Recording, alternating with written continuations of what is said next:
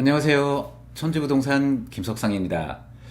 오늘 주제는 뭐 어떤 한남뉴타운이나 뭐 유엔사, 청아아파트 이런 쪽이 아니에요. 그냥 전반적으로 제가 개업공인중개사고 저는 이제 개업공인중개사고요. 저하고 상담을 원해서 또는 이쪽에 알아보기 위해서 어떤 부동산이든 찾아올 거잖아요. 그러면 그분들하고 이제 얘기를 해야 되는데 가령 한남뉴타운 관련해서 궁금한 것들, 내지는 뭐 청아아파트가 재건축이 진행되고 있으니까 이거 알아보고 싶어, 내지는 유엔사 부지에 지어지는 도파크사이드 서울 스위트, 저 오피스텔 분양 관련해가지고 알아보고 싶단 말이에요. 자, 이런 것들에 대해서 궁금해. 그러면 질문을 하겠죠. 뭐 유선이 됐든 방문이 됐든 질문을 합니다. 이것만 서로가 좀 조심하면 좋을 것 같아요. 자, 저를 만나서 뭔가를 물어봤다라고 하는 거는 저한테 어떤 대답을 듣고 싶은 거잖아요. 질문을 했으면 얘기를 들으세요. 제 얘기가 됐든 어떤 다른 부동산 사장님의 얘기가 됐든 하여튼간 이쪽의 전문가라고 하는 분들의 얘기, 내가 잘 모르고 있는 어떤 숨은 그 얘기를 들으십시오. 질문을 했다? 내가 뭔가 얘기를 답변을 해 드리고 있어요. 못 마디 이렇게 시작을 했는데 거기서 툭 끊고 또 다른 뭔가를 또 질문을 하세요. 그리고 저 같은 경우에 여기서 이제 25년 정도 일을 하면서 한남뉴타운 각 구역, 그리고 청화아파트, 유엔사 부지 이런 것들에 대해서 차곡차곡 정보도 정리하고 자료 이런 것들 남한테 뒤지지 않을 만큼 충분히 잘 알고 있다라고 생각을 해요. 그럼 제가 뭐라고 답변을 해드렸어요. 그러면 그거 내가 알고 있는 거하고 다른데? 자, 예를 들면 유엔사 부지 누가 가져갔죠? 11건설이 가져갔어요. 그러니까 어떤 분들은 이런 실수를 하세요. 세븐일레븐 어디 기업이야? 일본 기업이야. 일본 회사네? 11건설은 용인 쪽에서 성장해온 한국 기업입니다. 그런데 본인은 분명히 이거 일본 기업으로 알고 있어. 제가 한국 기업이라고 얘기를 했어요? 아니야, 일본 기업이야. 너 그것도 모르면서 여기서 어떻게 부동산을 하고 있어? 이런 뉘앙스로 말씀을 하신다. 이러면은 서로 피차간에 얘기가 불편해지는 겁니다. 잘 알고 못 알고는 두 번째 문제고, 저한테 뭔가를 듣기를 원한다면 설령 속으로 얘가 뭔가 잘못 알고 있는데 라고 생각을 하더라도 좀 일부는 좀 들어보시라는 거죠. 예를 들면 그렇다는 거예요. 뭔가 제가 뭔가를 잘못 알고 있을 수도 있고 저와 상담하는 고객분이 뭔가를 잘못 알고 있을 수도 있다. 나는 이렇게 알고 있는데 얘는 왜 이렇게 얘기를 할까? 그리고 두 번째는 이 첫 번째 얘기의 연장선상에서 내가 이 부동산 대표하고 더 길게 얘기해 봐야 별 볼 일 없겠다. 그러면 그냥 적당한 선에서 마무리 짓고 일어나시는 게 서로에게 좋은 겁니다.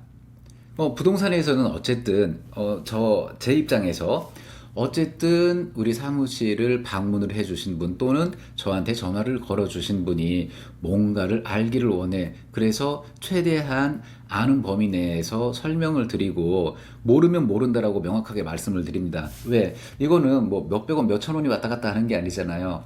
몇 억, 수십억이 왔다 갔다 하는 건데 여기서 잘못된 정보를 전달해 버리면 상대방에게 굉장한 마이너스를 초래하게 됩니다. 모르면 모른다고 하는 게 가장 바람직한 거예요, 서로에게. 자, 근데 여기에서 뭔가를 질질질 끌면서 얘는 나하고 코드가 안 맞아. 내가 하는 거하고 얘가 얘기하는 거하고는 조금 다른 것 같아. 그러면 적당히 일어나셔라. 내가 중요한 약속이 있었는데 깜빡하고 이제 좀 일어나야겠다 하고 정중하게 자리 비키면 됩니다. 현명한 소비자, 현명한 투자자라면 충분히 방법을 찾아내지 않을까요? 자, 그리고 정말 안타까운 부분이에요, 이 부분은. 투자라고 하는 것은 나한테 현금이 있을 때 뭔가를 살 수 있는 거. 그게 갭 투자가 됐든 아니면 이런 재개발 구역에 거의 뭐 대출 끌어당겨서 거의 현금을 다 쏟아붓는 이런 투자가 됐든 있는 돈으로 하는 거잖아요. 자, 현금이 많이 있어. 나는 이미 주택도 있지만 현금이 많이 있어. 그러면은 대출이 나온다 안 나온다, 나오면 얼마가 나오는지 이 부분 파악해 가지고 진행을 하시면 됩니다. 근데 나는 현금은 거의 없고 이 부동산을 팔아서 이쪽에 투자를 할 수가 있는 상태예요. 근데 알아보다 보니까 이거 굉장히 가격도 저렴하고 나한테 조건이 딱 맞는 것 같아. 어떤 조건? 내가 내 집, 하나뿐인 내 집을 적당한 선에서 처분만 한다면 한남 뉴타운의 청화 아파트에 구입할 수 있을 것 같아. 그래서 덜컥 계약금부터 보냅니다. 2천이든 5천이든 1억이든 보내요. 왜? 우리 집은 내놓기만 하면 금방 팔릴 거야 라고 옛날에 그런 사실이 있었기 때문에 오늘도 그럴 거야 라는 잘못된 추측을 했다는 거죠. 잘못된 혼자만의 상상을 한 거예요. 이렇게 되면 그 다음이 굉장히 불편해집니다.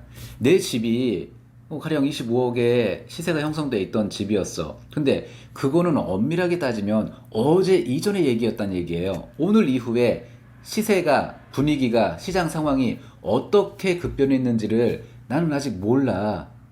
맞죠? 모르는 상태에서 이쪽에 와서 내가 관심 있던 지역에 뭔가를 둘러봤더니 내 거 25억에 팔고 양도세 2억 내면 23억에 대출 7억 땡기면 30억 되겠는데? 되긴 뭐가 돼요? 안 됩니다. 매매라고 하는 거, 매매의 한자를 보면은 제가 누차례 얘기하는 건데 팔매 플러스 살매예요. 팔고 사는 겁니다. 부동산은 팔고 사는 거예요.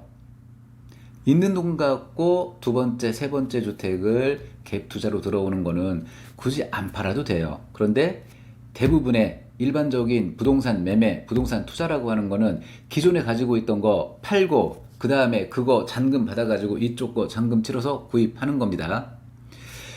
최소한 내가 가지고 있는 물건, 부동산 매매를 했어, 계약서 썼어, 계약금 받아, 그러고 나서 내가 할 물건을 계약을 하셔라. 저는 어느 정도는 그래도 중도금까지는 받아놓고 물건, 투자하는 물건에 계약금을 보내는 거를 추천드립니다. 왜? 내 앞에서 잘못 틀어져 버리면 나도 이행을 못하게 되는 거예요. 부동산이라는 게 거의 대부분이 한 건 한 건 한 건으로 끝나지 않더라 이거예요. 계속 연결이 돼요. 이 집, 저 집, 그 집, 다음 집으로. 전세, 월세가 움직이는 것도 마찬가지입니다. 계약금 보내는 거, 내 통장에 3억 정도 있어. 20억짜리 2억 보내지 뭐. 나 그 정도 능력이 돼. 그거는 능력 아니에요.